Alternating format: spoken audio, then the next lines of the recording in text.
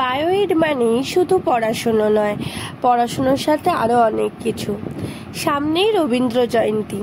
এই রবীন্দ্র জয়ন্তী উপলক্ষে আমাদের প্রত্যেক বছর প্রোগ্রাম হয় এবং আসছে রবীন্দ্র জয়ন্তী প্রোগ্রাম উপলক্ষে আমাদের উদ্দেশ্য ছিল ছেলেদের জন্য পাঞ্জাবি খোঁজা। এবার সেই পাঞ্জাবি খুঁজতে খুঁজতে আমরা অগ্নি পরীক্ষা দিতে পৌঁছে গেলাম শান্তিনিকেতনের সোনাঝুরি হাট।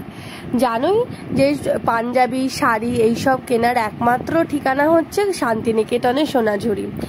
সেইখানে গিয়েই ছেলেদের সেই পাঞ্জাবি খোঁজা, পাঞ্জাবি ডিজাইন বাছা, সব থেকে বড় কথা সাইজ ঠিক করা ছিল বিশাল বড় ব্যাপার, কারণ সেখানে সাইজ আমাদের এখানে রেগুলার সাইজের সাথে মেলে না। সেই সাইজ ঠিক করতেই আমার অর্ধেক সময় চলে গিয়েছিল।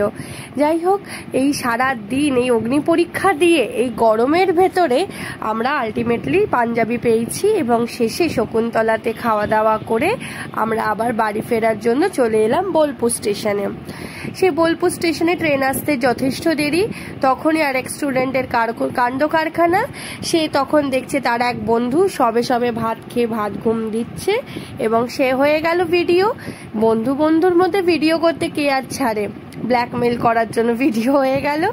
এবার সেরপর এই ট্রেন আসার পর আমরা আবার ট্রেন আসার সময় স্টেশনে গেলাম, কিন্তু ট্রেন আসতে দেরি করছিল বলে তখন আবার সব কয়েক দলের শুরু হয়ে গেল ফটোশ্যুট।